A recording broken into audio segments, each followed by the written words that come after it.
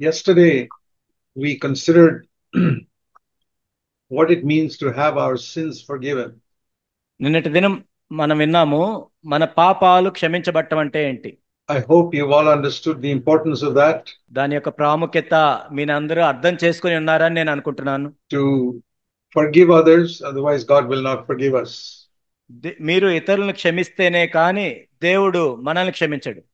When we come to the Lord Jesus and ask Him to forgive us, మనము యేసు ప్రభు దగ్గరికి వచ్చి మమ్మల్ని క్షమించండి అని మనం అడుగుతున్నప్పుడు the Lord said, if you remember there that somebody you have hurt, go and ask His forgiveness, then come and pray to me.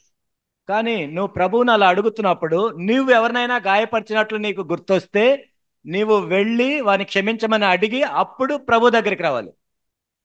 Now, it is a very humbling thing for us to go and ask somebody forgiveness.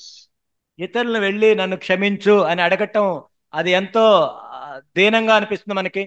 You ask yourself, when was the last time you went to somebody and said, please forgive me for hurting you? మిమ్మల్ని మీరు ప్రశ్నించుకోండి. మీరు చివరిసారిగా ఎప్పుడు ఒకరి దగ్గరికి వెళ్ళి నిన్ను బాధ పెట్టినందుకు నేను చింతిస్తున్నాను నన్ను క్షమించు అని అడిగారు? Even children, very difficult for them to say, I'm sorry, please forgive me. పిల్లలు కూడా నన్ను క్షమించు అనగటానికి వాళ్ళు ఎంతో ఇబ్బంది పడతారు. And much more difficult for older people. పెద్దవాళ్ళకైతే అది ఇంకా ఎంతో కష్టం. I was preaching in one place and asked people to give testimony after the meetings were over. నేను ఒక చోట మీటింగ్ లో మాట్లాడుతున్నాను. ఆ మీటింగ్ అయిపోయిన తర్వాత సాక్ష్యం చెప్పమని అడిగాను నేను.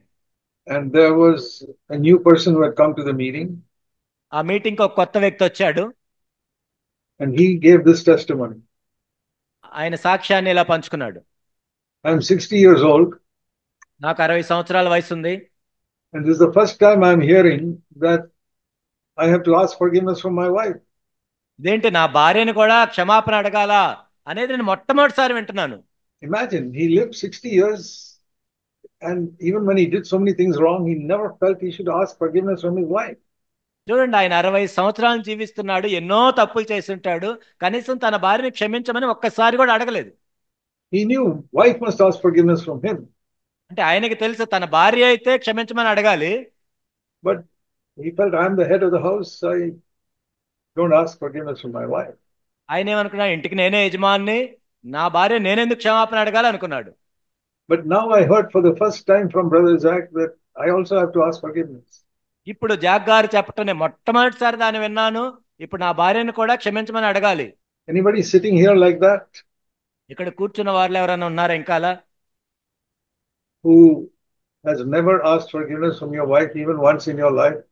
నీ జీవితంలో ఒక్కసారైనా నీ భార్యను క్షమించు అని అడగకుండా ఉన్నారా? Is it because you never made a mistake? అంటే మీరు ఒక్క తప్పు కూడా చేయలేదా? Or because you are too proud? లేక మీరు క్షమాపణ అడగటానికి ఎంత గర్విష్ఠులుగా ఉన్నారు? I want to tell you, there's a law of God described in 1 Peter chapter 5. మొదటి పేతురు 5లో దేవుని యొక్క నియమం ఒకటి ఉంది. That applies all over the world. ఈ ప్రపంచంలో ఎక్కడైనా అది అన్వయించబడుతుంది. See, it's like, the law of gravity. గురుత్వాకర్షణ శక్తి గురించి మనకు తెలుసు. You know that you drop anything, it'll just fall to the ground. మీరు దేన్నైనా ఇలా కిందకి వేసినప్పుడు అది కింద పడిపోతుంది. That's a law. అది ఒక నియమం. Anywhere. ఎక్కడైనా You go anywhere in the world and drop something, it will fall down. భూమి మీద నువ్వు ఎక్కడికైనా వెళ్ళి ఏదైనా ఒకటి క్రిందకి వేసినప్పుడు అది కిందే పడుతుంది. Here is another law. ఇక్కడ ఇంకో నియమం ఉంది. 1 Peter 5 verse 5. మొదటి పేతురు 5:5.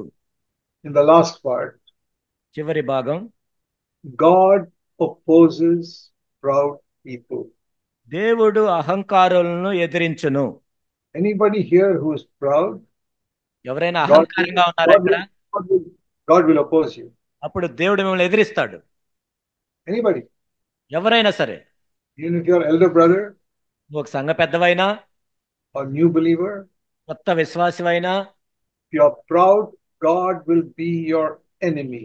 నీవు అహంకారంగా గర్విష్ఠిగా ఉన్నట్లయితే దేవుడు నీకు శత్రువు అవుతాడు. God is the enemy of all proud people. గర్విష్ఠులందరికీ దేవుడు శత్రువుగా ఉంటాడు. But humble people, it says here in the same verse, he gives them grace.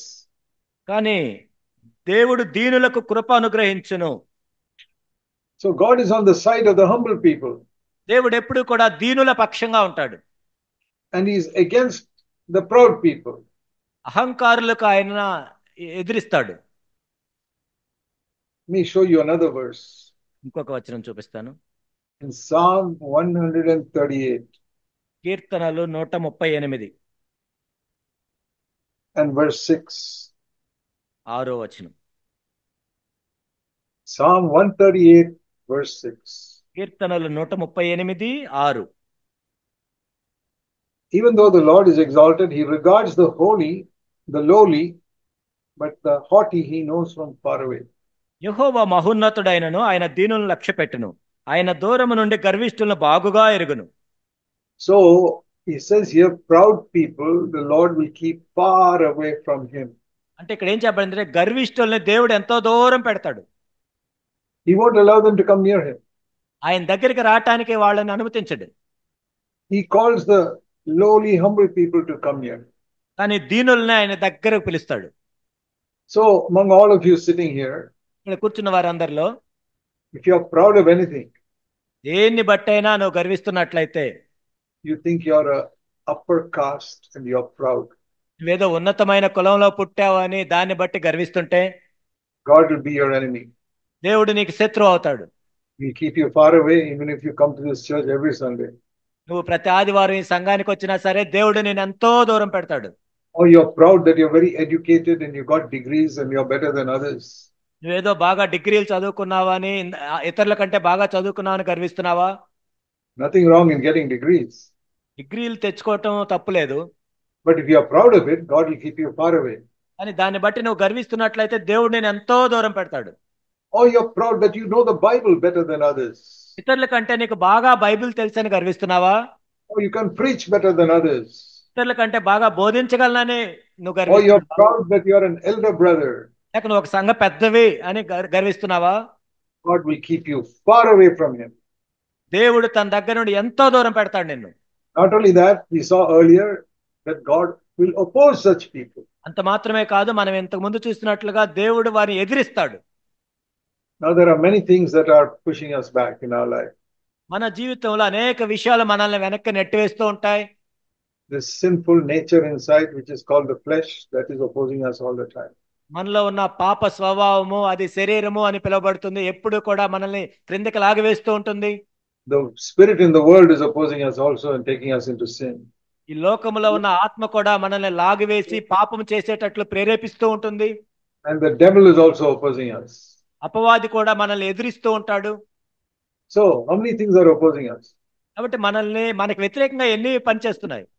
Our sinful nature, మన పాప స్వభావం, the world, the spirit in the world, రెండవదిగా ఈ లోకం యొక్క ఆత్మ, and the devil. మూడవదిగా అపవాది. On top of all that, if God also opposes us, there is no hope for us. ఇవి చాలా అన్నట్టు దేవుడు కూడా మనల్ని ఎదిరిస్తే మనం ఎక్కడికి వెళ్తాం?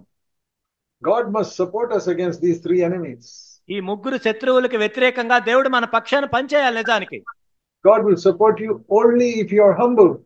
నువ్వు దీనుడివైతే మాత్రమే దేవుడు నీకు సమర్థిస్తాడు. So, yesterday you learned the importance of forgiving others. నిన్నటి దినమున మీరు చూశారు ఇతరులను క్షమించటంలో ఉన్న ప్రాముఖ్యతని. Today I want you to learn the importance of being humble all the time. ఎల్లప్పుడూ కూడా దీనులుగా ఉండటంలో ఉన్న ప్రాముఖ్యతని ఈ రోజు మీకు వివరిస్తాను. Sometimes you can be proud that you are so good looking. కొన్నిసార్లు మీరు చాలా అందంగా ఉన్నారని కూడా గర్వించవచ్చు. Some young people are like that. కొంతమంది యవనస్తులు అలా ఉంటారు. Or maybe you're good in playing some game and you're proud of that. లేకపోతే మీరు ఒక ఆటను బాగా ఆడగలరని కూడా గర్విస్తూ ఉంటారు. So, there's nothing wrong in having a beautiful face. That's a good thing. మనం అందంగా ఉండటంలో తప్పు లేదు, అది మంచిదే. But if you're proud of it, God will be your enemy. అని దాన్ని బట్టి నువ్వు గర్విస్తున్నట్లయితే దేవుడు నీకు శత్రువు అవుతాడు. Because we have to recognize everything we have is a gift of God. ఎందుకంటే మన దగ్గర ఉన్న ప్రతిదీ కూడా దేవుని దగ్గర నుండి మనం పొందింది అని మనం గుర్తించాలి. So don't be proud that you are a good looking person. నువ్వేదో బాగా అందంగా ఉన్నావని దాన్ని బట్టి గర్వించొద్దు. Don't be proud that you are a clever person. నువ్వేదో బాగా తెలివితేటలు నీకు ఉన్నాయని కూడా గర్వించకూడదు. We must not be proud that we are a spiritual person. మనం ఏదో ఆత్మ సంబంధంగా ఉన్న వ్యక్తిని అని కూడా మనం గర్వించకూడదు. Because any type of pride, God will be your enemy. ఎందుకంటే ఏ రకమైన గర్వం మనలో ఉన్నా కానీ దేవుడు మనకి శత్రువుగా మారతాడు. Why did the Father support Jesus all through his life? ఎందుకు యేసుక్రీస్తు ప్రభు యొక్క జీవితం అంతటిని మనం చూసినట్లయితే ఎల్లప్పుడూ కూడా తండ్రి ఆయన పక్షంగా ఉన్నాడు. Because Jesus remained humble all the time. ఎందుకంటే ఎల్లప్పుడూ కూడా యేసుక్రీస్తు ప్రభు వారు దీనుడిగా ఉన్నాడు కాబట్టి. You see that verse in the wall behind you? మీ వెనుక In ఉన్న front of you, వచనాన్ని మీరు చూస్తున్నారా? that wall, there is a verse in front of you. మీ దగ్గర మీకు ముందు ఒక వచనం కనపడుతుంది కదా. What does it say? ఏం చెప్పబడింది అక్కడ? You claim to live like Jesus, you must, if you believe in Jesus, you must live as he lived. కాబట్టి ఆయన యందు నిలిచిన్నావు అని చెప్పుకొని ప్రతివాడు ఆయన నడుచుకున్నట్లు నడుచుకోవాలి. If you say you're in Christ, నువ్వు క్రీస్తు యందు ఉన్నావు అని నువ్వు అంటుంటే then you must live as Jesus lived. యేసు ప్రభు జీవించినట్లు నీవు కూడా జీవించాలి. What did Jesus tell us to learn from him? ఆయన యొద్ద నుండి మనం ఏమి నేర్చుకోవాలని ప్రభు చెప్తున్నారు? See Matthew 11. మత్తయి సువార్త 11వ అధ్యాయం. Matthew 11 and verse 29. మత్తయి సువార్త 11వ అధ్యాయం 29వ వచనం. Matthew 11:29. Mattayi 11:29. Take my yoke on you and learn from me, for I am gentle and humble in heart. నేను సాత్వికుడును దీన మనసు గలవాడిని కనుక మీ మీద నా కాడి ఎత్తుకొని నా యొద్ద నేర్చుకొనుడి. Because then you will find rest for your souls. అప్పుడు మీ ప్రాణములకు విశ్రాంతి దొరుకును. So, what did he tell us to learn from him? ఆయన యొద్ద నుండి మనం ఏమి నేర్చుకోవాలని ప్రభు చెప్తున్నారు? Good to learn the Bible, but that's not what he told us to learn here. కాబట్టి ఏదో బైబిల్ నేర్చుకోమని చెప్పట్లేదు ఇక్కడ. More important than learning the Bible is to learn humility. Bible నేర్చుకోవటం కంటే అత్యంత ప్రాముఖ్యమైనది ఏంటంటే దీనత్వాన్ని నేర్చుకోవటం. In fact, you will understand the Bible only if you're humble. నిజానికి నువ్వు దీనుడు అయితేనే నీకు బైబిల్ అర్థం అవుతుంది. Because this book is written by God and only God can explain it to you. ఎందుకంటే ఈ పుస్తకం రాసింది దేవుడే, దేవుడే దాన్ని వివరించాలి. And God will explain it to humble people. కానీ దేవుడు కేవలం దీనులకే వివరిస్తాడు దీన్ని. So humility is a very important thing for us to learn. కాబట్టి మనం నేర్చుకోవటానికి దీనత్వము అనేది చాలా చాలా ప్రాముఖ్యమైనది. And turn back to 1 Peter 5 verse 5. మరలా మనం మొదటి పేతురు 5:5 చూద్దాం. We already saw one part of this verse. అందులో ఒక భాగాన్ని మనం చూసాం. That God opposes proud people. దేవుడు అహంకారులను ఎదిరించును. But there is another part of this verse. కానీ ఇంకొక భాగం కూడా ఉంది. Which says in the latter part, God gives grace to the humble. దీనులకు కృప అనుగ్రహించును అని చివరిలో ఉంది. There is also a law. అది కూడా ఒక నియమం. I told you, the law of gravity. Anywhere in the world you drop this, it will fall down. నేను ఇంతకు ముందు చూపించాను, గురుత్వాకర్షణ శక్తి అనేది ఉంటుంది. మీరు ఏదైనా క్రిందకి జారవిడిస్తే ఈ భూమి మీద ఎక్కడైనా అది కిందే పడుతుంది. So there's a law. God is opposed to the proud. దేవుడు అహంకారులను ఎదిరించును. Anywhere. ఎక్కడైనా. Christian, non-Christian, if you're proud, God will be your enemy always. నువ్వు క్రైస్తవుడవైనా క్రైస్తవేతరుడవైనా నీ అహంకారం కలిగి ఉంటే దేవుడు ఎల్లప్పుడూ నిన్ను ఎదిరిస్తాడు. Or to use another picture, God will be keep on pushing you back, pushing you back, pushing you back. ఇంకో మాటలో చెప్పాలంటే దేవుడు ఎప్పుడు కొన్ని వెనక్కి నెట్టివేస్తూ ఉంటాడు. And you will keep on falling into sin. నువ్వు పాపంలో పడుతూ ఉంటావు. Because God is not helping you. ఎందుకంటే దేవుడు నీకు సహాయం చేయట్లేదు. Your sinful nature is pushing you back. నీ పాప స్వభావం నిన్ను క్రిందకి లాగేస్తుంది. And the world is pulling you back. ఈ లోకం నిన్ను క్రిందకి లాగేస్తుంది. And the devil is pushing you back. సైతాను కూడా నిన్ను క్రిందకి లాగేస్తున్నాడు. We need somebody to push us forward from the back. మరి వెనక నుండి ముందుకు నెట్టేవాళ్ళు కావాలి కదా మనకి. God must do that, but he does that only for humble people. నిజానికి దేవుడు అలా చేయాలి కానీ ఆయన దీనులకు మాత్రమే చేస్తాడు. If you want God to push you forward against the devil and your sinful nature, you must be humble. కాబట్టి పాప స్వభావానికి, లోకానికి, సైతానికి వ్యతిరేకంగా దేవుడు నిన్ను ముందుకు నెట్టాలి అంటే నువ్వు దీనుడివై ఉండాలి. So that is a great secret to learn. మనం నేర్చుకోవటానికి గొప్ప రహస్యం అది. I'm thankful that I learned it. నేను దాన్ని నేర్చుకున్నాను, అందుని బట్టి కృతజ్ఞత కలిగి ఉన్నాను. If I humble myself, God will always support me. నన్ను నేను తగ్గించుకున్నట్లయితే దేవుడు ఎల్లప్పుడూ నా పక్షంగా ఉంటాడు. So I want God always to support me. ఎల్లప్పుడూ దేవుడు నా పక్షంగా ఉండాలని నేను కోరుకుంటున్నాను. Help me overcome all sinful habits in my life. ఆ విధంగా నా జీవితంలో ఉన్న ప్రతి పాపపు అలవాటుని నేను జయించగలను. See, just like pride is something that comes up very easily to us, మనకి ఎంతో సులభంగా వచ్చేది గర్వమే. discouragement also comes very easily. నిరుత్సాహము అనేది కూడా ఎంతో సులభంగా వస్తుంది మనకి. And we get discouraged because God is not giving us grace from behind to help us. మనం ఎందుకు నిరుత్సాహపడతామంటే దేవుడు మన వెనక ఉండి మనల్ని ముందుకు నెట్టట్లేదు, కృపను అనుగ్రహించట్లేదు. Why doesn't God give us grace? ఎందుకు దేవుడు మనకు కృప అనుగ్రహించడు? Because it says here he gives grace only to the humble. ఎందుకంటే ఇక్కడ ఏం చెప్పబడిందంటే ఆయన దీనులకు మాత్రమే కృపను అనుగ్రహించును. What will happen if we get grace from God? దేవుని దగ్గర నుండి మనం కృపను పొందితే ఏమవుతుంది? I'll show you another verse. ఇంకొక వచనం మీకు చూపిస్తాను. Romans chapter 6 and verse 14. Roma 6:14. See, in the last 50 years, God has raised up some 100 churches called CFC churches in the world. గత 50 సంవత్సరాల నుంచి దేవుడు సిఎఫ్సి సంఘాలు అనే కనీసం 100 సంఘాలను దేవుడు లేవనెత్తాడు. We have one in Bangalore, we have one in Hyderabad, బెంగళూరులో ఒక సంఘం, హైదరాబాద్లో ఒక సంఘం, and many places in India. ఆ విధంగా భారతదేశంలో అనేక చోట్ల సంఘాలు ఉన్నాయి. Very poor villages in Tamil Nadu. తమిళనాడులోని అతి పేద గ్రామాల్లో కూడా ఉన్నాయి. And what I'm telling you now, yesterday and today, is some of the truths that I have taught in CFC churches for many, many years.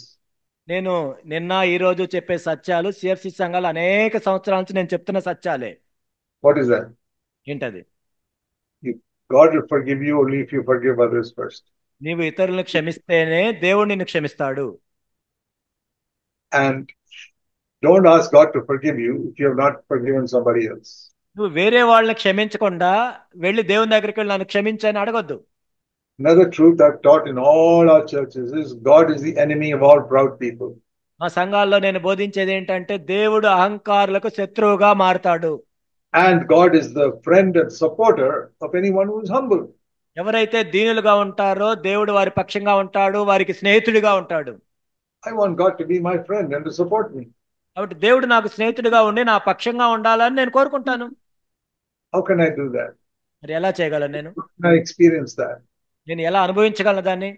Not by giving money in the offering box. ఏదో కానుకల పెట్టెలో డబ్బులు వేయటం ద్వారా కాదు. God is not interested in your money. దేవుడు నీ డబ్బు పట్ల ఆసక్తి లేదు. He's interested in your life. నీ జీవితం పట్ల ఆసక్తి కలిగి ఉన్నాడు. He owns all the silver and gold in the whole world. Why should he want your money? ఈ లోకంలో ఉన్న వెండి బంగారాలన్నీ దేవునివే, నీ డబ్బులు ఆయనకి ఎందుకు? But he wants your heart. నీ హృదయం కావాలి దేవునికి. That is more important to him than money. డబ్బు కంటే కూడా అత్యంత ప్రాముఖ్యమైనది నీ హృదయం దేవునికి. And so Jesus, when you get grace, it says in Romans 6:14. నీవు కృపను పొందినట్లయితే రోమా 6:14లో మనం చూస్తాం ఏం జరుగుతుందో. That all those who get grace will overcome sin. ఎవరైతే కృపను పొందుతారో వాళ్ళందరూ కూడా పాపాన్ని జయిస్తారు. See, sin will not rule over you when you're under grace. మీరు కృప కింద ఉన్నట్లయితే పాపము మీ మీద ప్రభుత్వం చేయదు. Why are you defeated by sin in your life in any area? ఎందుకు మీ జీవితాల్లో అనేక విషయాల్లో పాపంలో ఓడిపోతూ ఉన్నారు?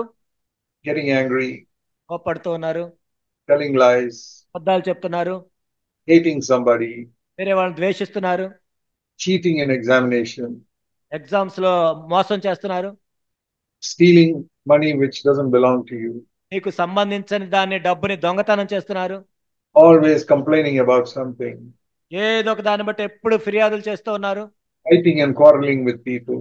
ఆ మనుషులతో పోట్లాటల్లో పెట్టుకుంటూ ఉన్నారు. These are some of the sins so many believers also practice. అనేక మంది విశ్వాసులు కూడా చేసే పాపాలు ఇవన్నీ. And dirty thoughts, మురికి తలంపులు, angry words, కోపపు మాటలు, proud attitude towards others, ఇతరుల పట్ల అహంకారం కలిగి ఉండటం, looking down on other people who are of a lower caste. ఆ తక్కువ కులంకి సంబంధించిన వారిని తక్కువ చేసి చూడటం. These are all sins. ఇవన్నీ పాపాలు. And we commit these sins because we are not getting grace from God. ఇవన్నీ మనం ఎందుకు చేస్తున్నాం అంటే దేవుని దగ్గర నుంచి మనం కృప పొందట్లేదు కాబట్టి ఇవన్నీ చేస్తున్నాం. If you get grace from God, you will also be able to conquer all the dirty thoughts in your mind. దేవుని దగ్గర నుండి మీరు కృప పొందినట్లయితే మీ మనసులో వచ్చే మురికి తలంపులన్నింటినీ కూడా మీరు జయించవచ్చు. It's a great sin to have dirty thoughts in our mind against women. ఆ స్త్రీల పట్ల మన మురికి తలంపులు కలిగి ఉంటే కూడా ఎంతో పెద్ద పాపం అది. And it's very difficult for a man to overcome it. కానీ ఒక పురుషుడు దాన్ని జయించడం కూడా ఎంతో కష్టం. All men are tempted with it. ప్రతి ఒక్క పురుషుడు కూడా దీని చేత శోధించబడుతూ ఉంటాడు. Look at dirty pictures. ఏదైనా ఆ బూతు చిత్రాలు చూసి How to overcome it? ఎలా మరి దాన్ని జయించాలి? You need grace from God. దేవుని దగ్గర నుండి నువ్వు కృపను పొందాలి. Remember this verse always, Romans 6:14. రోమా 6:14 ఎల్లప్పుడూ ఈ వచనాన్ని జ్ఞాపకం చేసుకోండి.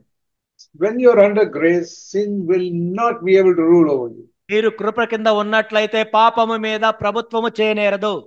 If any sin you fall into, that time you did not get grace. మీరు ఏ పాపంలోనైనా పడిపోయారు అంటే ఆ సమయంలో దేవుని కృపను మీరు పొందలేదు అని అర్థం. There's only one way to overcome sin. పాపాన్ని జయించడానికి ఒకే ఒక మార్గం. You can keep on hearing preaching against sin year after year after year, you'll still be defeated. పాపానికి వ్యతిరేకంగా మీరు బోధలని వర్తమానాలని ప్రతి సంవత్సరం వింటూ ఉన్నా కానీ మీరు జయించలేరు. Many churches, they do not preach against sin because the preacher himself is defeated by sin. అనేక సంఘాల్లో పాపానికి వ్యతిరేకంగా ఎవరు బోధించరు, ఎందుకంటే ఆ బోధకుడు కూడా పాపంలో పడిపోతూ ఉంటాడు కాబట్టి. Some preachers are hypocrites, even though they are defeated by sin, they still preach against sin. కొంతమంది బోధకులు వేషధారులాగా ఉంటారు, వాళ్ళు పాపంలో పడిపోతూ పాపానికి వ్యతిరేకంగా బోధిస్తుంటారు. They themselves have dirty thoughts and they preach against sin. వాళ్లే మురికి తలంపులు కలిగి ఉంటారు కానీ పాపానికి వ్యతిరేకంగా వాళ్ళు బోధిస్తుంటారు. There is a word for such people. అలాంటి వారికి ఒక మాట ఉంది, They are called hypocrites. వాళ్ళు వేషధారులు అని పిలువబడతారు.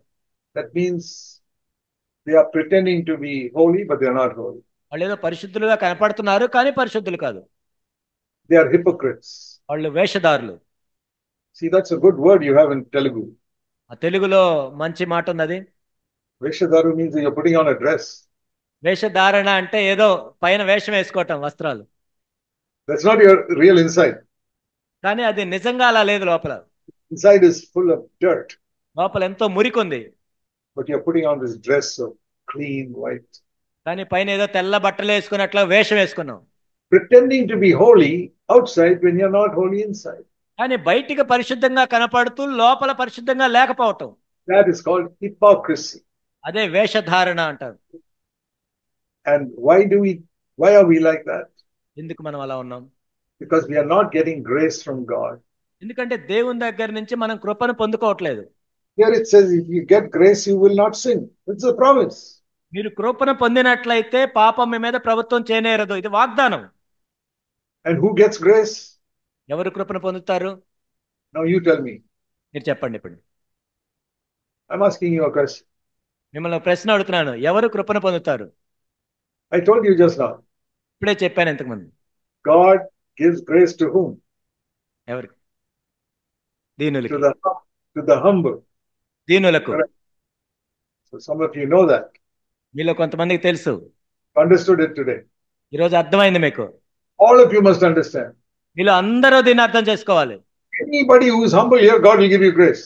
ఇక్కడ కూర్చున్న వారిలో ఎవరైతే దీనులుగా ఉంటారో వాళ్ళందరికీ దేవుడు కృపనిస్తాడు. And if you get grace, Romans 6:14, you'll be able to overcome sin. కానీ నువ్వు ఎప్పుడైతే దేవుని కృపను పొందుతావో అప్పుడు పాపము మీ మీద ప్రభుత్వం చేయదు. But if you don't humble yourself, you don't get grace. కానీ మిమ్మల్ని మీరు తగ్గించుకున్నట్లయితే దేవుని కృపను పొందలేరు. And then you won't be able to overcome sin. అప్పుడు పాపాన్ని జయించలేరు. So if you really want to live a life pleasing to God, you must overcome sin. కాబట్టి దేవుణ్ణి సంతోషపరిచే జీవితాన్ని మీరు జీవించాలి అనుకుంటే పాపాన్ని జయించాలి. And Jesus has come to help you. యేసు ప్రభు ఎందుకు వచ్చారంటే ఆ విషయంలో సహాయం చేయడానికి. Why did you ask Jesus to come into your heart? నీ హృదయంలోకి రమ్ము అని ప్రభువుని ఎందుకు ఆహ్వానించారు? Not only to forgive your sin, but also to save you from sinful habits. కేవలం మీ పాపములను క్షమించడానికే కాదు, కానీ మీ పాపపు అలవాట్ల నుండి విడిపించడానికి కూడా. Sin is a dirty thing. పాపం అనేది ఎంతో మురికికి సంబంధించింది. We must not have anything to do with sin in our life. కాబట్టి పాపం అనే జోలికి వెళ్ళకూడదు, అసలు దాంతో ఎటువంటి సంబంధం పెట్టుకోకూడదు మనం. It's like when you go to the toilet, after you're finished using it, you wash it away with water.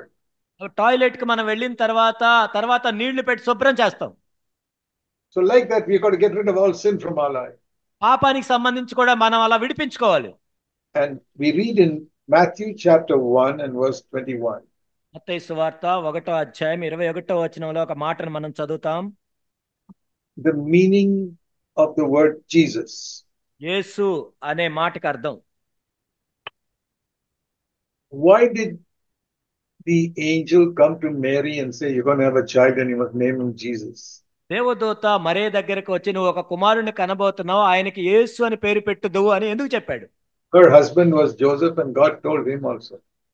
తన భర్త అయిన యోసేపు కూడా దేవుడు చెప్పాడు. Before he married Mary, యోసేపు మరియను వివాహం చేసుకొనక మునుపు, while Mary was unmarried మరియకి ఇంకా వివాహం కాక మునుపు, and never knew any man, అప్పటికి ఏ పురుషుణ్ణి ఎరగదామా, God created a baby in her womb. దేవుడు మరియ గర్భములో ఒక శిశువుని సృష్టించాడు.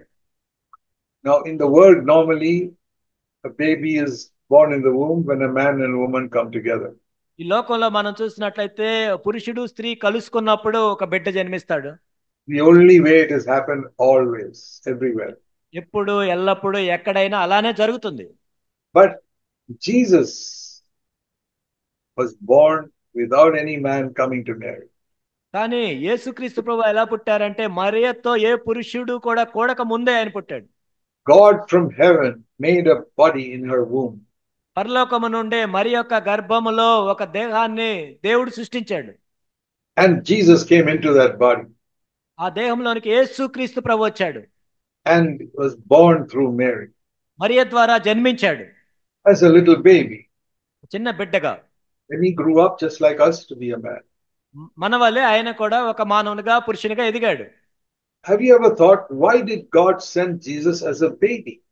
ఎందుకు ఒక శిశువుగా దేవుడు యేసు ప్రభుని పంపించాడని ఆలోచించారా? See, Adam was not a baby. ఆదాము ఒక శిశువు కాదు. God did not make Adam as a baby and he grew up slowly for many years. దేవుడు ఆదామును సృష్టించినప్పుడు ఒక చిన్న బిడ్డగా సృష్టించి అనేక సంవత్సరాలు పెరిగి పెద్దవాడైనట్లు చేయలేదు. No, God made Adam like a full-grown man right from the beginning. ఆదాముని ఒక పెద్దవాడుగానే దేవుడు సృష్టించాడు. ప్రారంభం నుండి ఒక పెద్దవాడిగా ఉన్నాడు ఆదాము. And his wife Eve also, God took from his side and made a full-grown woman. హవ్వను కూడా ఆదాము నుండి తీసి ఒక పెరిగిన స్త్రీలాగా చేశాడు దేవుడు. God could have sent Jesus like that. దేవుడు యేసును కూడా ఆ విధంగా పంపించొచ్చు. Just like he made the body of Adam from the mud, he could have made another body and sent Jesus into that body. ఆదాముని మట్టితో ఏ విధంగా చేసి పంపించాడో యేసు ప్రభువును కూడా ఆ విధంగా చేసి పంపించొచ్చు కావాలంటే. In some desert in Israel, God could have done that. అరణ్యంలో ఎక్కడో ఇశ్రాయేల్లో ఎక్కడో చేయొచ్చు చేయాలంటే. And Jesus could have come into the country like a full-grown man. అప్పుడు యేసుక్రీస్తు ప్రభువారు ఒక సంపూర్ణమైన ఎదిగిన మానవుడిగా రావచ్చు. And he could have preached and healed the sick just like he did. ఆయన చేసినట్లుగా కూడా ఆయన బోధించవచ్చు, స్వస్థపరచవచ్చు, అనేక విషయాలు చేయొచ్చు, అలా వచ్చి కూడా. Why did God allow him to be born as a baby and to grow up for 30 years before he started preaching? ఎందుకు ఆయన బోధించడానికి ముందు ఆయన ఒక చిన్న శిశువుగా పుట్టి 30 సంవత్సరాలు ఎదిగిన వ్యక్తిగా ఎందుకున్నాడు? Because he had to have the same experiences we have as a man. ఎందుకంటే మానవులముగా మనం ఎటువంటి అనుభవాలు కలిగి ఉన్నామో ఆయన కూడా అటువంటిది అనుభవించటానికి. He had to be tempted like us and to overcome sin. మన వల్లే ఆయన కూడా శోధించబడి పాపాన్ని జయించటానికి. And here it says in Matthew 1:21 మత్తయి 1:21లో మనం చూస్తాం ఇక్కడ that his name is to be called Jesus because he will save all his people from their sins. తన ప్రజలను వారి పాపముల నుండి ఆయనే రక్షించును గనుక ఆయనకి యేసు అని పేరు పెట్టుదువు. What did you read there? ఏముంది ఇక్కడ? Does it say he'll forgive their sin? ఇక్కడ కేవలం వాళ్ళ పాపాలను క్షమిస్తాడని ఉందా? What does it say? ఏం చెప్పబడింది ఇక్కడ? Does it say you must call his name Jesus because he'll forgive everybody's sin? అంటే అందరి పాపాలు ఆయన క్షమిస్తాడు కాబట్టి ఆయనకి యేసు అని పేరు పెడతావని ఉందా? No. లేదు. He called his name Jesus because he will save people from their sin. తన ప్రజలను వారి పాపముల నుండి ఆయన రక్షించును గనుక ఆయనకి యేసు. There is a lot of difference between forgiving and saving. ఇక్కడ క్షమించటానికి రక్షించటానికి చాలా తేడా ఉంది. Jesus forgives our sin, it is true. యేసుక్రీస్తు ప్రభు మన పాపాలను క్షమిస్తాడు, అది నిజం. But he also saves us from our sin. అంత మాత్రమే కాదు, ఆయన మన పాపములను రక్షిస్తాడు.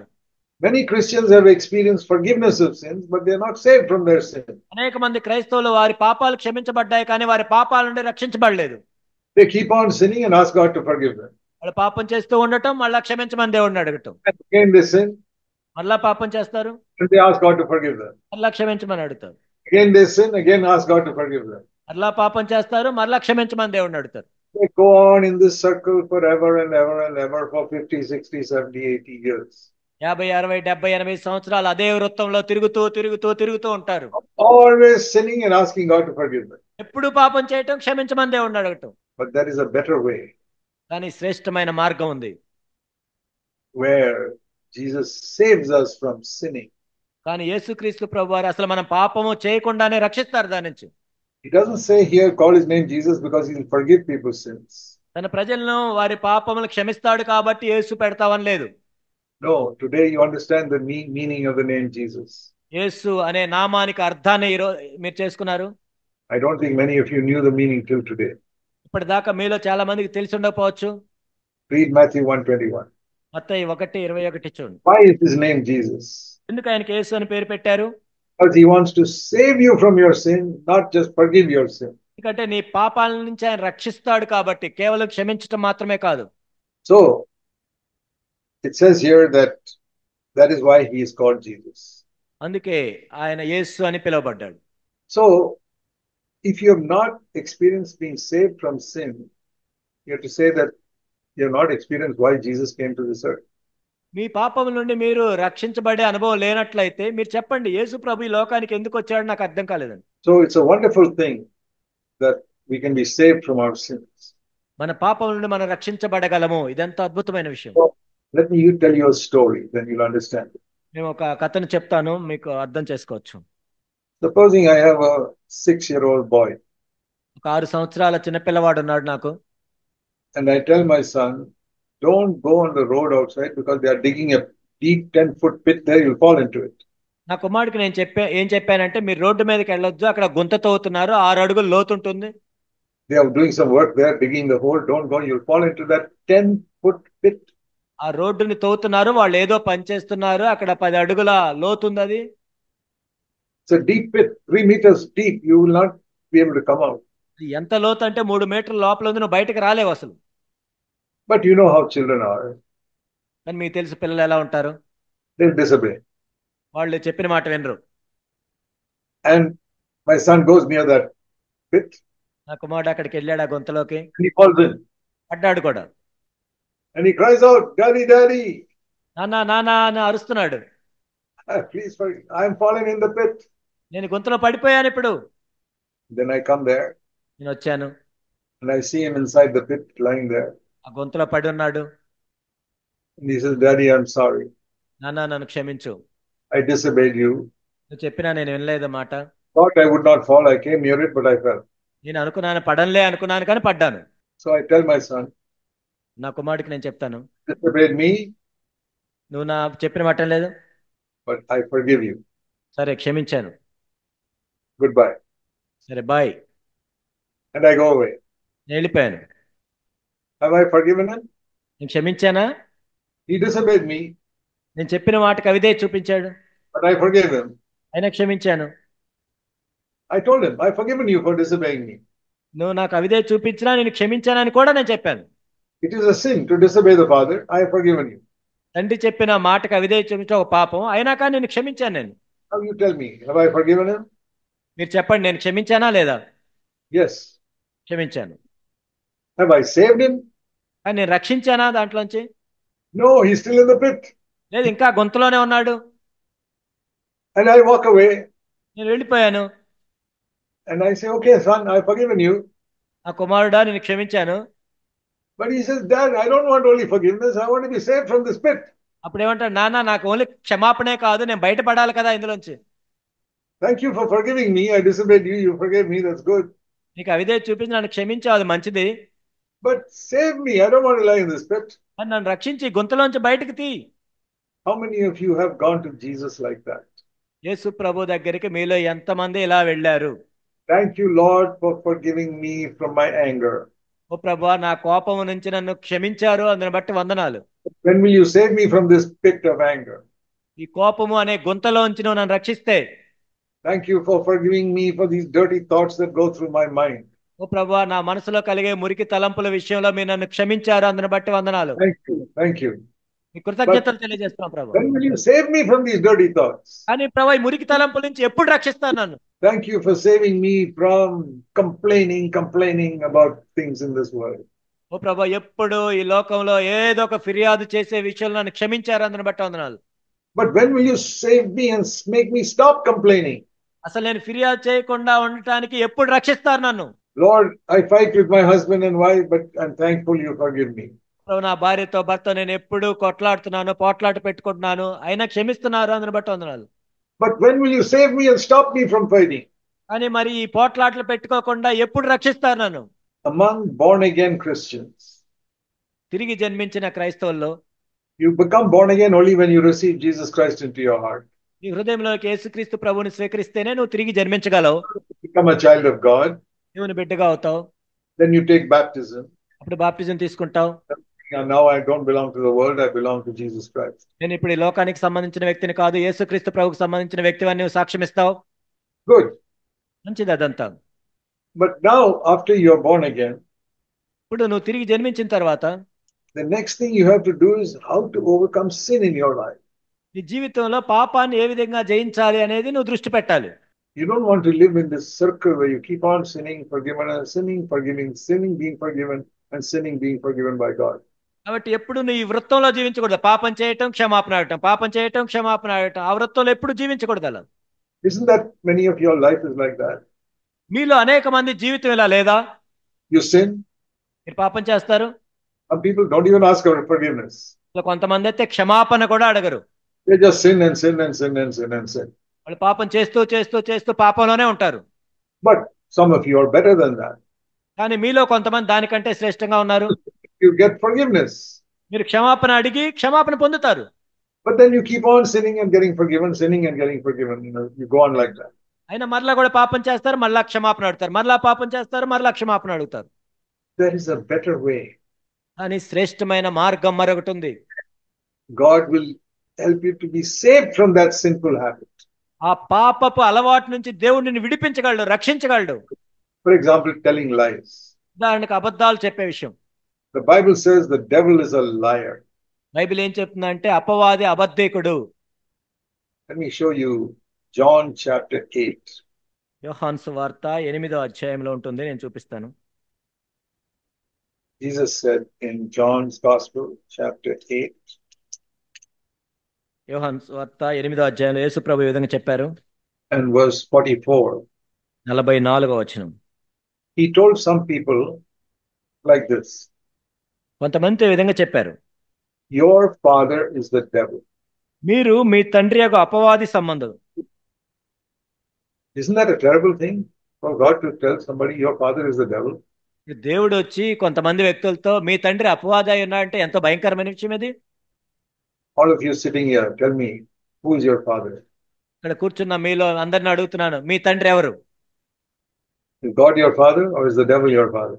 దేవుడు మీ తండ్రిగా ఉన్నాడా, అపవాది మీ తండ్రిగా ఉన్నాడా? We are all born into the world and we grow up as the devil is our father. మనందరము కూడా ఈ లోకంలో పుట్టి తర్వాత అపవాదే మన తండ్రిగా పెరిగాం.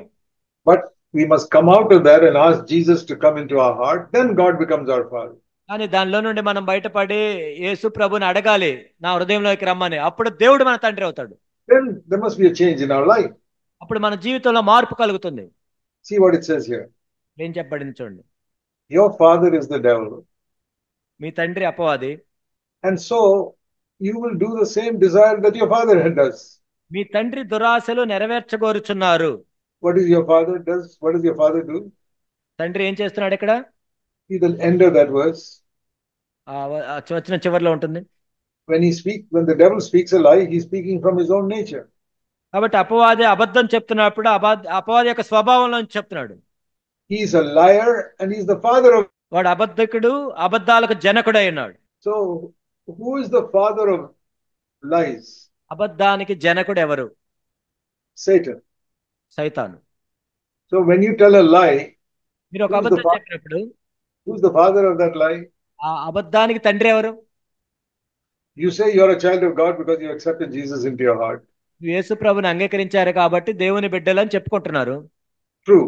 అది నిజం. But when you tell a lie, కానీ మీరు అబద్ధం చెప్తున్నప్పుడు Jesus says that lie, the devil as a father has produced that lie in you. ఆ అబద్ధము ఎవరు పుట్టించారు నీలో అంటే ఆ తండ్రి అయిన అపవాది. It's a very serious thing to tell a lie. అబద్ధం చెప్పటం అనేది ఎంతో తీవ్రమైన సంగతి. Because it says here the devil is the father of all lies. ఎందుకంటే సమస్త అబద్ధాలకి జనకుడు అపవాదే. God is truth. దేవుడే సత్యమై ఉన్నాడు. Be very careful not to tell lies. కాబట్టి అబద్ధాలు చెప్పకూడదు. మీరు ఆ విషయంలో ఎంతో జాగ్రత్తగా ఉండాలి. We must not only ask God to forgive us, we must ask God to deliver us from that bad habit. ఆ చెడు అలవాటుని క్షమించమని అటే కాదు, దాని నుంచి విడిపించమని కూడా అడగాలి దేవుణ్ణి మనం. Another habit the devil has is hatred. అపవాది కలిగి ఉన్న ఇంకో అలవాటు ఏంటంటే ద్వేషించటం. Whenever you hate somebody, it's the devil making you hate that person. ఎవరినైనా నువ్వు ద్వేషిస్తున్నావు అంటే అపవాది అలా చేస్తున్నాడు నువ్వు ద్వేషించేటట్లు. God is love. దేవుడు ప్రేమయ్య ఉన్నాడు. Christ is full of love. క్రీస్తు కూడా ప్రేమతో నిండిపోయి ఉన్నాడు. And if he is in your heart, only love will come out. కాబట్టి నీ హృదయంలో సమాధానం ఉన్నప్పుడే ప్రేమ కలిగి ఉంటావు. See, if a bottle is full of some type of water, ఒక బాటిల్లో ఏయో నీళ్లు ఉన్నాయనుకోండి. supposing you have a closed bottle, you can't see what is inside. ఒక బాటిల్ ఉంది, లోపల ఏముందో నీకు కనపడట్లేదు. But when you pour it into a glass, you find out it is dirty water. కానీ నువ్వు గ్లాసులో ఆ నీళ్లు పోసినప్పుడు అదే మురికి నీళ్లు అని కనపడ్డాయి నీకు. Means the dirty water was in that bottle. ఎందుకంటే ఆ బాటిల్లో అయ్యే నీళ్లు ఉన్నాయి కాబట్టి. Like you have a thermos flask which is made of steel, you can't see what is inside. Steel తో బాటిల్ ఉందనుకోండి, థర్మో ఫ్లాస్క్, లోపల ఏముందో కనపడదు మనకి. You want to know what type of water is inside. లోపల ఏ నీళ్లు ఉన్నాయి చూడాలనుకుంటే Pour it into a glass, it's dirty water. గ్లాసులో పోసి చూస్తే అడే మురికి నీళ్లు కనపడుతున్నాయి. That means dirty water is inside. మురికి నీళ్లు లోపల ఉన్నాయి. What is inside only will come out. లోపల ఉన్నదే బయటకు వస్తుంది. If the water inside that thermos flask is clean, when you pour, clean water will come out. Thermo flask లో మంచి నీళ్లు ఉంటే బయట పోసినప్పుడు కూడా మంచి నీళ్లే వస్తాయి. Same way, our mouth is the place from which the words come out. అదే విధంగా మన నోట్లో నుంచే మాటలు వస్తాయి. So we can make out from our words what we have inside. కాబట్టి మన మాటలను బట్టి చెప్పొచ్చు మన హృదయంలో ఏముందో. If you got love in your heart, you can't hate people with your words. హృదయంలో ప్రేమ ఉన్నట్లయితే నీ మాటల ద్వారా నువ్వు ప్రజల్ని ద్వేషించలేవు. When you speak words to hurt and hate, that means that is what is in your heart. ద్వేషపూరితమైన మాటలు మాట్లాడితే, ఇతరులను బాధించే మాటలు మాట్లాడుతున్నావు అంటే నీ హృదయంలో అదే ఉంది. There's dirty water in the heart. That's why the dirty water is coming out from your mouth. హృదయంలో మురికి నీళ్లు ఉన్నాయి కాబట్టి నీ నోట్లో నుంచి కూడా మురికి నీళ్లే వస్తున్నాయి. So you must ask God to clean your heart కాబట్టి నీ హృదయాన్ని శుభ్రపరచమని దేవుణ్ణి అడగాలి. and to fill you with the Holy Spirit. పరిశుద్ధాత్మతో నింపబడమని మనం అడగాలి. That's the other thing Jesus has come to do for us. యేసుక్రీస్తు ప్రభువారు అది కూడా చేయటానికి వచ్చారు. Not only forgive our sin, కేవలం మన పాపాలను క్షమించడం మాత్రమే కాదు, clean our heart, మన హృదయాల్ని పరిశుద్ధపరుస్తారు. but to fill our heart with the Holy Spirit so that we become holy. ఆ హృదయాలను శుద్ధపరిచిన తర్వాత పరిశుద్ధాత్మ మనల్ని నింపుతాడు మన జీవితాలు పవిత్రంగా మారటానికి. And to give us grace to overcome all our sinful habits. మన పాపపు అలవాట్ల నుంచి విడిపించటానికి, జయించటానికి పరిశుద్ధాత్మ శక్తినిస్తాడు. And Jesus is our example. యేసుక్రీస్తు ప్రభువే మనకు మాదిరిగా ఉన్నారు. You know, many of us may have a great desire to preach. అందులో అనేక మందికి నేనేదో బోధించాలనే తీవ్రమైన కోరిక ఉండొచ్చు. You know that Jesus never preached for 30 years. మీకు తెలుసా 30 సంవత్సరాల వరకు కూడా యేసుక్రీస్తు ప్రభువారు ఎప్పుడు బోధించలేదు. But he lived a life for 30 years. అని 30 సంవత్సరాలు ఆయన మంచి జీవితాన్ని జీవించారు. A holy life. పరిశుద్ధమైన జీవితం. And then he preached what he had done. ఆయన ఏదైతే చేశాడో దాన్ని బోధించాడు. See Acts chapter 1 verse 1. అపోస్తల కార్యములు 1వ అధ్యాయం 1వ వచనం. Acts of the Apostles was written by a man called Luke. అపోస్తల కార్యాన్ని రాసింది లూకా. And Luke was the one who wrote the Gospel of Luke also. లూకా సువార్త రాసింది కూడా అదే లూకా. So first he wrote Luke, then he wrote Acts of the Apostles. ఆయన లూకా సువార్త రాసి తర్వాత అపోస్తల కార్యాలు రాశాడు. So that first book he calls it like this in this verse. ఆ మొదటి గ్రంథాన్ని ఈ విధంగా చెప్తూ ఉన్నాడు. He says, the first account which I composed is నేను about రాసిన all about Jesus, what he did and what he taught. యేసుక్రీస్తు ప్రభువారు చేసి బోధించిన నా మొదటి గ్రంథం రచించితిని. Which came first? ఏదొచ్చింది మొట్టమొదట? He did first or he taught first? ఆయన మొట్టమొదటి చేశాడా, బోధించాడా? Did he teach and then do? ఆయన Or did he బోధించిన do? తర్వాత Or did he చేశాడా, do? Or did he do and then teach? లేకపోతే చేసి బోధించాడా? He did, then he taught only what he had done. ఆయన చేశాడు, ఆ తర్వాత ఆయన ఏదైతే చేశాడో దాన్నే బోధించాడు. That was the order in Jesus' life. He did, then he taught. యేసు ప్రభు యొక్క జీవితంలో క్రమం అది. ఆయన చేయటం, తర్వాత బోధించటం. And we also, you must not teach anything you have not done. మనం చేయని దాన్ని ఎప్పుడు బోధించకూడదు. If you have not practiced it, don't preach it. కాబట్టి మనం దాని అభ్యాసం చేయనట్లయితే మనం బోధించకూడదు దాని గురించి. You preach what you don't do, you're a hypocrite. ఒకవేళ నువ్వు చేయకుండా బోధించినట్లయితే నువ్వు ఒక వేషధారి అవుతావు. Jesus did and taught. యేసుక్రీస్తు ప్రభువారు చేసి బోధించారు. You think of that verse on the wall. మనం చూసిన ఈ వచనాన్ని చూసినట్లయితే గోడ మీద ఉందని. What does it mean to live as Jesus did? యేసుక్రీస్తు ప్రభువారు చేసినట్టు జీవించటం అంటే That means first we do and then we talk. అంటే మొట్టమొదటి మనం చేయాలి, తర్వాత మాట్లాడాలి దాని గురించి. We can't preach what we have not done. మనం చేయని దాన్ని బోధించకూడదు. How can we live as Jesus did? యేసుక్రీస్తు ప్రభువారు చేసినట్లు మనం ఏ విధంగా చేయగలం? Live like him and then speak about him. అంటే ముందు దాన్ని చేయాలి, ఆ తర్వాత బోధించాలి. Now we cannot live like him in this world because we are so weak. ఎందుకంటే ఆయన వలె మనం జీవించడం సాధ్యం కాదు, ఎందుకంటే మనం ఎంత బలహీనము. See, a car, it runs because you put petrol inside. Car ఎందుకు నడుస్తుంది అంటే అందులో పెట్రోల్ పోస్తాం కాబట్టి. If you don't put petrol, the car will not run. Petrol పోయిపోతే కారు నడవదు. But when petrol is inside and you start the engine, the car can go full speed. కానీ petrol ఉండి నువ్వు ఇంజిన్ ఆన్ చేసినట్లయితే car ఎంత వేగంగా వెళ్తుంది. Or a scooter. లేకపోతే ఒక స్కూటర్ అయినా If you put petrol inside, then it will go full speed. లోపల పెట్రోల్ పోస్తేనే అది వేగంగా వెళ్తుంది. In the same way, God has to fill us with his Holy Spirit. Then we can walk as Jesus walked. అదే విధంగా దేవుడు కూడా పరిశుద్ధాత్మ మనల్ని నింపితేనే యేసుక్రీస్తు ప్రభువు నడుచుకున్నట్లు మనము నడుచుకోగలము. You must pray to God to fill you with his Holy Spirit. పరిశుద్ధాత్మతో నింపమని మనం దేవుణ్ణి అడగాలి, ప్రార్థించాలి. Then only you can live as like Jesus lived. అప్పుడు మాత్రమే మనం యేసు వలె జీవించగలం. If you try to live without the power of the Holy Spirit, it's like trying to ride a scooter without petrol. పరిశుద్ధాత్మ లేకుండా నువ్వు ఈ జీవితాన్ని జీవించడానికి ప్రయత్నిస్తే ఎలా ఉంటుందంటే పెట్రోల్ పోయకుండా బండి నడిపినట్టు ఉంటుంది. Sometimes you see on the road a man pushing his scooter and going. అంటే రోడ్డు మీద ఒక వ్యక్తి ఆ స్కూటర్ని నెట్టుకుంటూ వెళ్తున్నాడు అనుకోండి.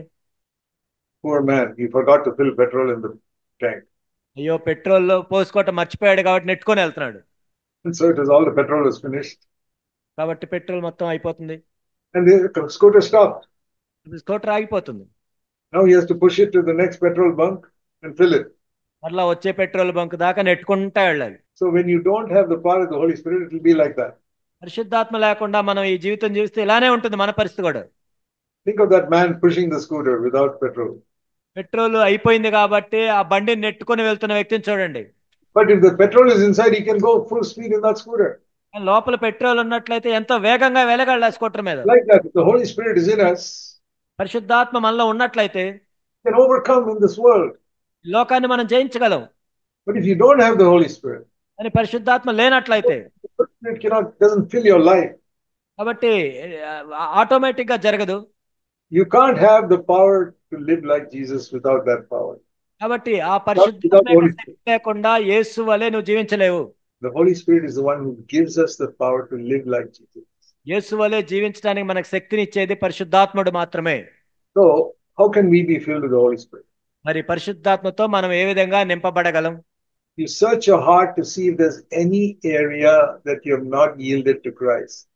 క్రీస్తుకి నువ్వు అప్పగించని విషయం ఏమైనా ఉందా అని నీ హృదయంలో నువ్వు పరిశోధించుకోవాలి. What type of books do you read? ఎలాంటి పుస్తకాలను చదువుతున్నావు? Do you read books which Jesus will not want you to read? యేసుక్రీస్తు ప్రభువుకి ఇష్టం లేని పుస్తకాలను చదువుతున్నావా? Then you have closed one door in your heart. అప్పుడు నీ హృదయంలో ఒక ద్వారం మూసేశావు. So you may have asked Jesus to come into your heart. నువ్వు నీ హృదయంలోకి రమ్మని ప్రభుని అడిగుండొచ్చు. But your heart has got many rooms. కానీ నీ హృదయంలో అనేక గదులు ఉన్నాయి. Think of a house that you see in a hill that has got 10 rooms. ఆ కొండ మీద ఒక ఇల్లు ఉంది, అందులో ఒక 10 గదులు ఉన్నాయి. One room there is light. ఒక గదిలో లైట్ ఉంది. Is it filled with light? Light తో నింపబడి ఉందా? No, 9 rooms are dark. 9 గదుల్లో చీకటే ఉంది. Only light in one room. ఒక గదిలోనే వెలుగుంది. When they put light, all the lights are switched off, all 10, then the house is full of light. అని ఆ 10 గదుల్లో కూడా లైట్లు ఉండి వేసినట్లయితే మొత్తం వెలుగుతూ ఉంటుంది. So in your heart also there are different rooms. మన హృదయంలో కూడా అనేక గదులు ఉంటాయి అలా. One, I want forgiveness of sins. ఒకటి ఏంటంటే పాప క్షమాపణ. I ask the Lord to forgive me. He comes in, forgives me. నన్ను క్షమించమని నేను ప్రభుని అడిగాను కాబట్టి ఆయన నా పాపాలను క్షమిస్తారు. One room there's light. ఆ గదిలో లైట్ ఉంది. Now the next room the Lord says, He's knocking. Can I come and decide what type of books and magazines you read? ఇంకో గది తలుపు దగ్గరికి ద్వారం తడుతూ ఉన్నాడు ప్రభు. నువ్వు ఎలాంటి పుస్తకాలు చదువుతున్నావు, నేను వచ్చి చూడొచ్చా? Do you read any dirty stories or dirty books? ఎన్నో మురికి తలంపులు కలిగి ఉన్నాయి, మురికి ఉన్నాయి చదువుతున్నావు నువ్వు? Or do you read the Bible? లేక బైబిల్ చదువుతున్నావా? If you read dirty books, you're closing that door to the నువ్వు Holy ఆ Spirit. మురికి సంబంధించిన పుస్తకాలు చదువుతున్నట్లయితే ఆ గది ప్రభుకి మూసేశావు. You must ask the Lord to control every part of your life. నీ జీవితంలో ప్రతి విషయాన్ని తన స్వాధీనంలో తీసుకోమని మనం అడగాలి ప్రభుని. Lord, what I look at, what I read, ప్రభా, నేను ఏది చూసినా ఏది చదివినా I want the Holy Spirit to come and control me. శుద్ధాత్ముడే తన స్వాధీనంలోకి నన్ను తీసుకునేవాళ్ళు. You see a dirty picture on the road, ఆ రోడ్డు మీద ఎక్కడైనా ఒక బూతు పటాన్ని చూస్తే, a cinema poster, ugly, dirty picture. లేకపోతే ఒక సినిమా పోస్టర్ లో అసహ్యకరంగా ఉన్న బొమ్మను చూసి Ask the Lord to turn your eyes away from that. వెంటనే నీ కళ్ళు తిప్పుకోవాలి. You're tempted to speak bad about somebody. ఎవరి గురించి అయినా చెడు మాట్లాడటానికి నువ్వు ప్రేరేపించుతున్నప్పుడు Ask the Holy Spirit to close your mouth. పరిశుద్ధాత్మని అడగాలి, నా నోరు మూసుకోవటానికి సహాయం చేయమని. That is how it means to walk as Jesus walked. యేసు వలె నడవటం అంటే అది. You have to constantly say, Lord, help me now to live like that. ప్రభువా, నీ వలె జీవించడానికి నాకు సహాయం చేయండి అని ఎల్లప్పుడూ నిరంతరం అడుగుతూ ఉండాలి. Give me the power of the Holy Spirit. పరిశుద్ధాత్మ యొక్క శక్తి నాకు ఇవ్వండి. So once you live like that, నువ్వు ఆ విధంగా జీవిస్తున్నప్పుడు then God will bring together many people who live like that and make them into a church. అలా జీవిస్తున్న అనేక మందిని దేవుడు సమకూర్చి ఒక సంఘంగా చేస్తాడు. That is a church. అదే సంఘం అంటే. Church is not just a lot of people sitting in a building and singing songs. సంఘం అంటే ఏదో అనేక మంది ఒక బిల్డింగ్ లో కూర్చొని పాటలు పాడటం కాదు. No, it is a group of people who love Jesus Christ. యేసు క్రీస్తు ప్రభుని మాత్రమే ప్రేమిస్తున్న ఒక గుంపు. And we are not to live this life alone. We have to live in fellowship with others. మనం ఒక్కరమే ఈ జీవితాన్ని జీవించాల్సిన అవసరం లేదు, అనేక మందితో సహవాసం కలిగి జీవించాలి. So if you have, say, 20 people in one church, ఒక సంఘంలో 20 మంది ఉన్నారు అని చెప్తే, if there's no connection and fellowship between the 20 people, that's not a church. ఆ 20 మంది మధ్య ఎటువంటి సహవాసము సంబంధం లేనట్లే సంఘం కాదు. The church is called the body of Christ. సంఘము అంటే క్రీస్తు శరీరం. And we are all members. మనందరము కూడా అవయవములు అయి ఉన్నాం. Christ is like the brain, the head that controls the whole body. కాబట్టి దేహం అంతటిని స్వాధీనంలో తీసుకునే మెదడులాగున్నాడు ప్రభు. See, from my head controls every part of my body. నా తల నుండే నా శరీరంలో ప్రతి అవయవం కూడా స్వాధీనంలో ఉంచబడుతుంది. So we are members of Christ's body when we receive Christ into our heart. క్రీస్తుని మన హృదయంలో స్వీకరించినప్పుడు క్రీస్తు శరీరంలో ఒక అవయవంగా మనం మారుతాం. But you have to work in fellowship with other people also who have received Christ into their heart. కానీ ఎవరైతే ఇతరులు కూడా క్రీస్తుని స్వీకరిస్తారో వాళ్ళతో కలిసి మనం పనిచేయాలి, సహవాసం చేయాలి. Not just sit in the same church building. ఏదో ఒకే బిల్డింగ్ లో కూర్చోవటం కాదు. Just because you sit in the same church building doesn't mean you're a body of Christ. మీరు ఒకే సంఘంలో ఉన్న బిల్డింగ్ లో కూర్చున్నంత మాత్రాన మీరు క్రీస్తు శరీరంగా మారరు. See, why is this hand part of my body? ఇప్పుడు ఈ చెయ్యి అనేది నా శరీరంలో భాగంగా ఎందుకుంది? Because it is connected to the rest of my body. ఎందుకంటే నా శరీరంలో మిగతా అవయవాలతో కూడా ఇది కలిసిపోయింది కాబట్టి. It can work with this hand. ఈ చేత్తో కూడా కలిసి పని చేయగలదు. And every part of my body is working with the other parts. నా శరీరంలో ప్రతి అవయవం కూడా మరొక అవయవంతో సమన్వయం చేసుకొని పనిచేస్తాయి. In the medical colleges, medical colleges లో they teach those people becoming doctors how to study the human body. వాళ్ళు ఎవరైతే డాక్టర్లుగా చదువుకుంటారో మానవుని యొక్క శరీరం మీద వాళ్ళు అధ్యయనం చేస్తుంటారు. So they get bodies of dead people and cut it up. కాబట్టి ఆ శవములోని ఒక్కొక్క దాన్ని కట్ చేసి చూపిస్తారు వాళ్ళకి. They get bodies of dead people. ఆ చనిపోయిన వారి శవాలను తీసుకొని వస్తారు. They cut the hand and every part of the body. వాళ్ళ శరీరంలోని అవయవాల్ని కట్ చేసి చూపిస్తారు. Then they teach the students there. These are all different parts of the body of a person. అక్కడ ఉన్న విద్యార్థులకు చూపిస్తారు, ఒక మానవుని యొక్క శరీరంలో ఇలా అవయవాలు ఉంటాయి. And they've cut the inside also and say this is the stomach and this is the heart. లోపల కూడా కట్ చేసి వాళ్ళు గుండె ఇలా ఉంటుంది, పొట్ట ఇలా ఉంటుంది. Now many Christians are like that. అనేక మంది క్రైస్తవులు కూడా అలా ఉంటారు. So all those parts in that hospital, there is no connection between them. ఆ హాస్పిటల్లో ఆ శరీరంలో మనం చూసినట్లయితే వాటికి ఒకదానికో సంబంధం ఉండదు. But in my body, the heart and the hand and all connected. కానీ నా శరీరంలో అయితే గుండె, చేతులు, మిగతా భాగాలన్నీ కలిసిపోయి ఉంటాయి. So all of you may sit in one church. మీరందరూ కూడా ఒక సంఘంలో కూర్చోవచ్చు. But if you're not connected, then you're not a body of Christ. కానీ మీరు కలిసి లేనట్లయితే మీరు క్రీస్తు శరీరంగా ఉండలేరు. You have fellowship with the others in the body. శరీరంలో ఉన్న ఇతరులతో సహవాసం కలిగి ఉండాలి. Do you love one another? మీరు ఒకరినొకరు ప్రేమించుకుంటున్నారా? In your own home, మీ ఇంట్లో మీ ఇంటి వల్లే చూసుకుంటున్నారా? husband and wife, do you have fellowship with one another? ఒక ఇంట్లో అయినా భార్య భర్తలు సహవాసం కలిగి ఉన్నారా? Do you love one another? ఒకరినొకరు ప్రేమించుకుంటున్నారా? Parents and children, do you love one another? తల్లిదండ్రులు పిల్లలు ప్రేమించుకుంటున్నారా? That is the body of Christ. అదే క్రీస్తు యొక్క శరీరం అంటే. All come together. అందరూ కలిసి వచ్చి, Because of love, we are bound together. ప్రేమ చేత మనం అందరం బంధించబడతాం. And that is the type of church that Jesus Christ is building in many parts of India. భారతదేశంలో అనేక చోట్ల యేసుక్రీస్తు ప్రభువారు అటువంటి సంఘాలను కడుతున్నారు. Those who are overcoming sin in their personal life ఎవరైతే వాళ్ళ వ్యక్తిగత జీవితాల్లో పాపాన్ని జయిస్తూ ఉంటారో, and who are living in fellowship with other people also who are overcoming sin. మరియు ఎవరైతే మిగిలిన వారు కూడా పాపాలని జయిస్తూ ఉంటారో వాళ్ళతో సహవాసం చేయటం. The important thing is not how big it is, whether there are 10,000 people in that church. ఇక్కడ ప్రాముఖ్యమైన విషయం ఏంటంటే ఆ సంఘంలో ఎంతమంది ఉన్నారు, 10,000 మంది ఉన్నారా అన్నది కాదు. It may be only 10 people, 10 మంది అయి ఉండొచ్చు. but it's a body. అని అది ఒక శరీరం. We're working together. వాళ్ళు కలిసి పనిచేస్తూ ఉన్నారు. So many churches are not like a body. అనేక సంఘాలను మనం చూసినట్లయితే ఒక శరీరం లాగా లేవు. They're like parts of the body with no connection with each other. శరీరంలో భాగాల్లాగా ఉంటారు కానీ ఒకదానికి ఒకటి సంబంధం ఉండదు. Like a dead body with all the parts cut and kept there. ఒక శవాన్ని తీసుకొని వచ్చి ఒక్కొక్క అవయాన్ని కట్ చేసి ముక్కలు ముక్కలుగా పక్కన పెట్టినట్లుగా ఉంటారు. That is how many churches are. అనేక సంఘాలు అలానే ఉన్నాయి ఇప్పుడు. We must repent of that. దాన్ని బట్టి మనం ఎంతో పశ్చాత్తాపడాలి, మారు మనసు పొందాలి. Lord, make our church in our town like a body. ప్రభువా, మా పట్టణంలో మా సంఘాన్ని ఒక నిజమైన శరీరంగా చేయండి. Where we love one another. మేము ఒకరినొకరు ప్రేమించుకోవటం, Work together. కలిసి పని చేయటం, Forgive one another. ఒకరు క్షమించుకోవటం. Everybody wants to humble themselves. ప్రతి ఒక్కరు కూడా తమను తాము తగ్గించుకోవటం. Jesus said, learn from me, for I am humble in heart. నేను సాత్వికుడిని, దీన మనసు గలవాడిని కనుక నా యొద్ద నేర్చుకొనుడి అని ప్రభు చెప్పారు. Matthew chapter 11 మత్తయి సువార్త 11వ అధ్యాయం and verse 29. 29వ వచనం.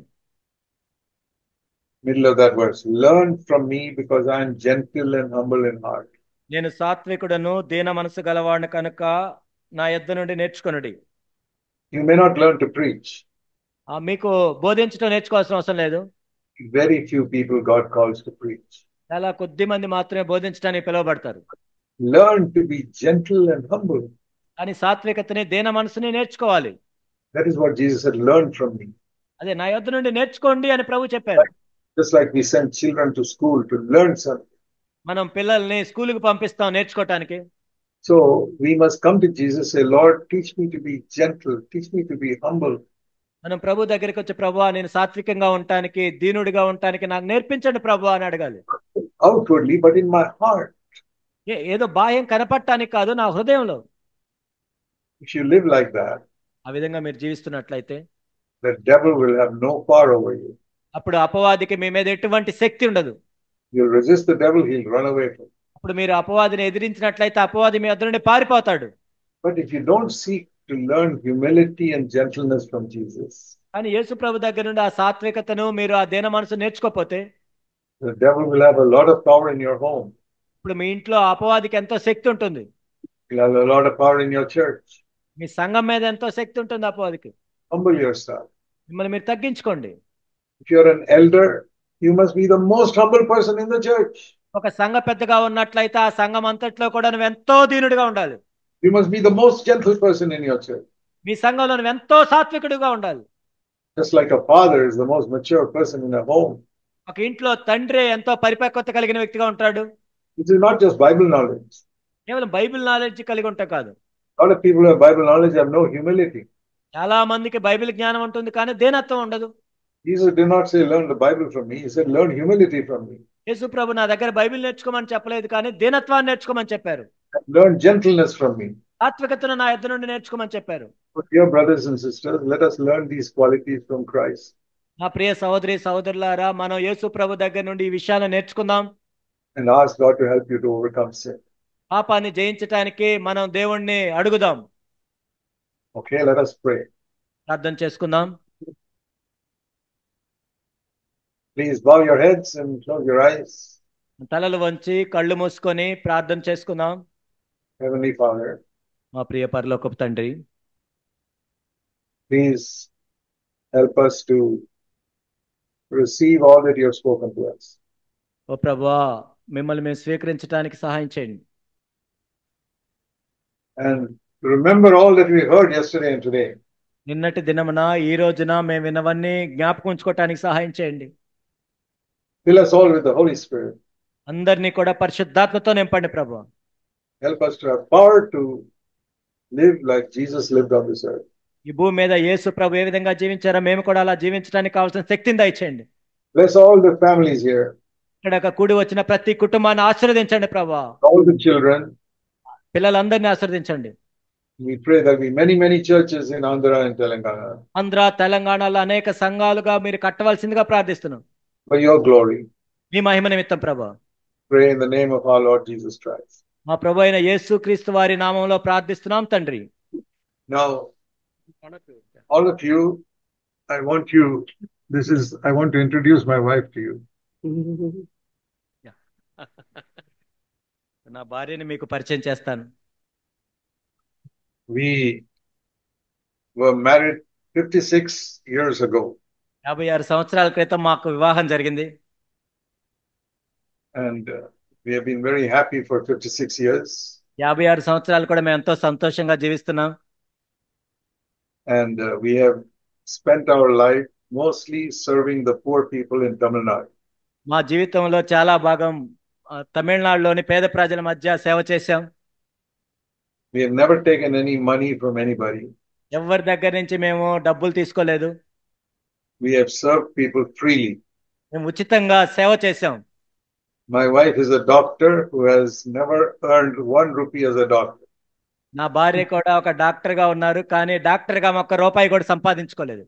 But we have helped the poor people. We used to go every year to Tamil Nadu for 25 years to help people medically. 25 సంవత్సరాలు ప్రతి సంవత్సరం కూడా తమిళనాడు మేము వెళ్ళి పేద ప్రజలకి వైద్య సహాయం కూడా చేశాం. And now we are very happy to see all of you in Andhra also. ఇప్పుడు ఆంధ్రాలో కూడా మీ అందరిని చూసి మేము ఎంతో సంతోషిస్తున్నాం. And we want you also to have very happy marriages. మీరు కూడా మంచి సంతోషకరమైన వివాహాలు కలిగి ఉండాలని నేను కోరుకుంటున్నాం. You know, when people get married, God makes us one. దేవుడు ఇద్దరిని జతపరిచినప్పుడు వివాహంలో వారిద్దరిని ఏకం చేయాలని కోరుకుంటారు. All of you are married, husband and wife must become one. ఇక్కడ వివాహమైన భార్య భర్త కూడా మీ ఇద్దరు ఐక్యపరచబడి ఒక్కరిగా ఉండాలి. So, you know, just like in my body, my tongue cannot speak if the heart does not pump the blood. ఇప్పుడు నా దేహంలో నేను చూసినట్లయితే నాలుక మాట్లాడలేదు, నా గుండె రక్తాన్ని సరఫరా చేయకపోతే. So like that, it must be husband and wife. భార్య భర్త కూడా అలా ఉండాలి.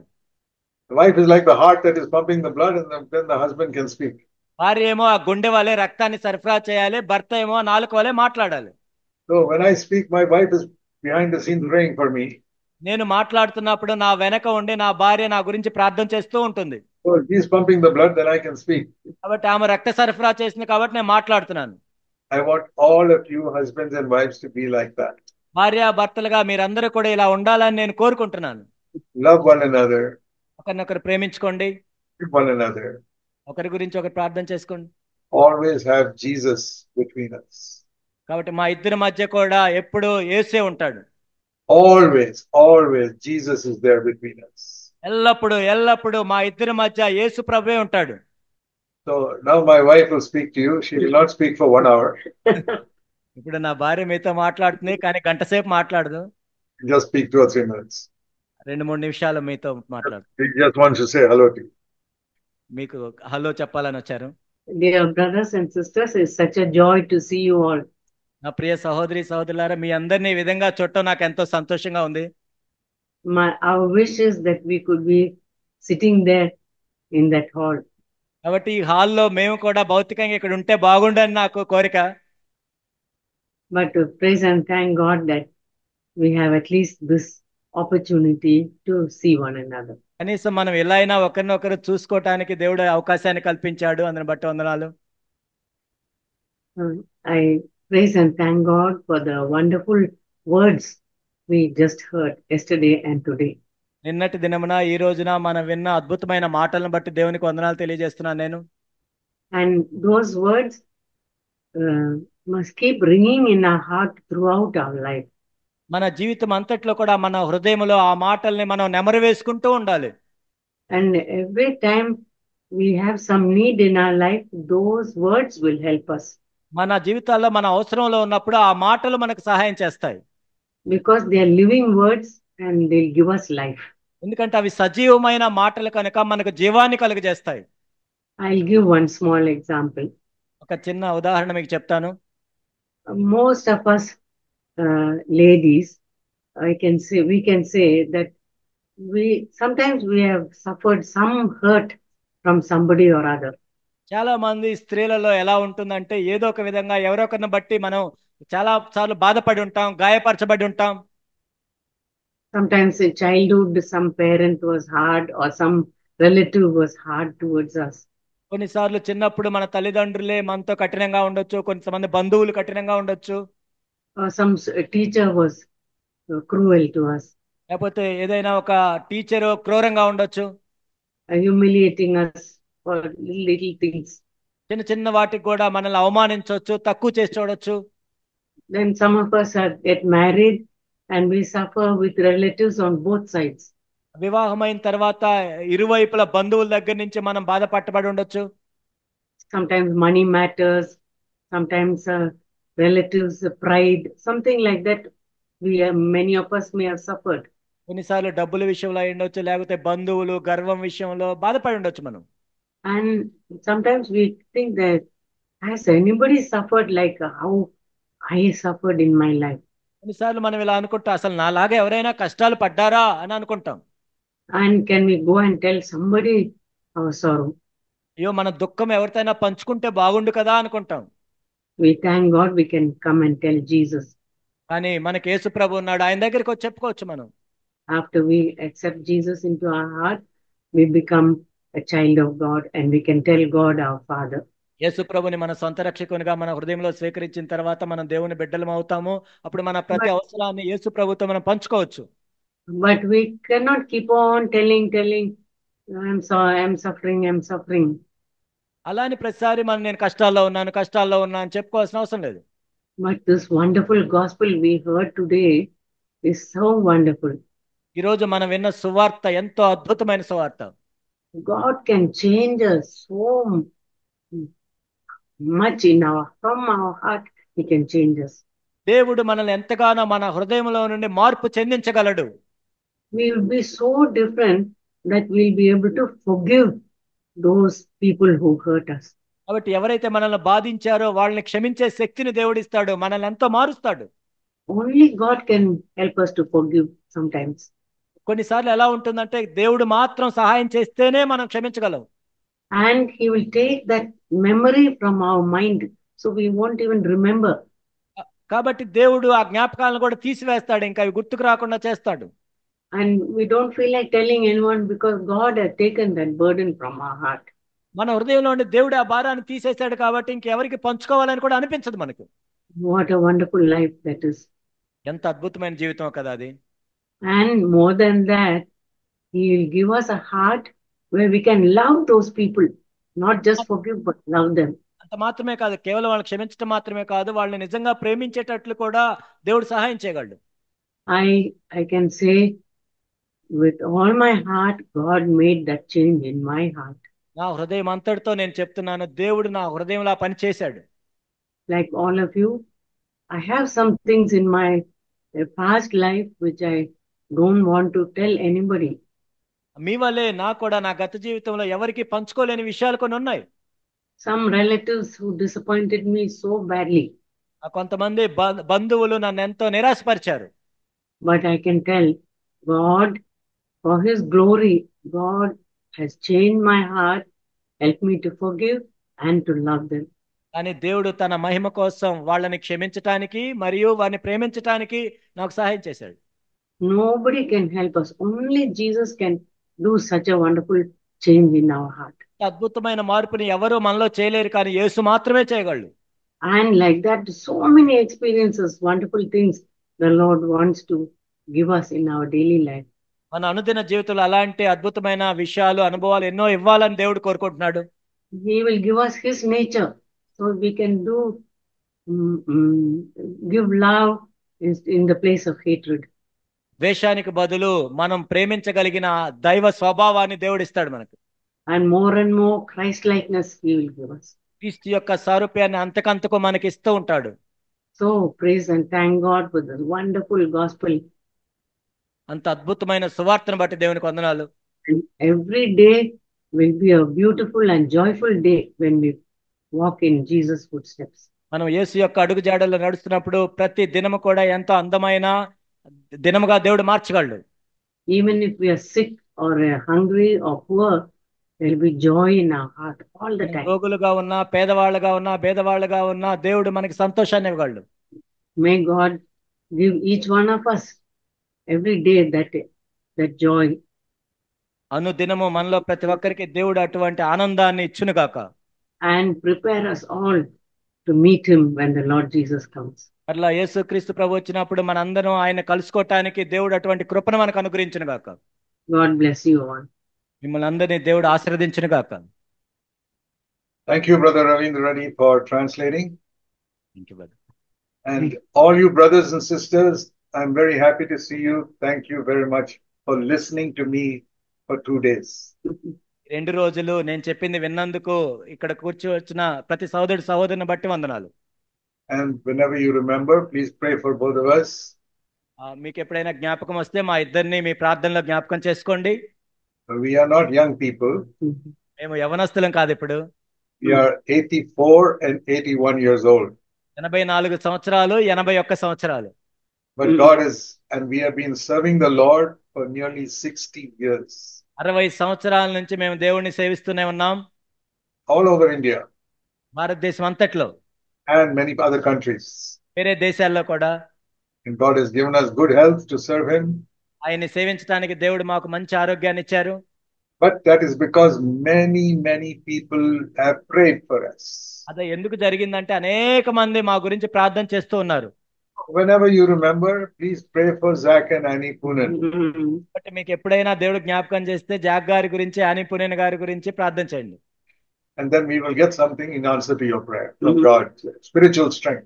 మీరు చేసిన ప్రార్థన బట్టి దేవుడు మాకు ఆత్మ సంబంధమైన శక్తిని ఇస్తాడు. God bless you. దేవుడు మిమ్మల్ని అందరినీ ఆశీర్వదించును గాక.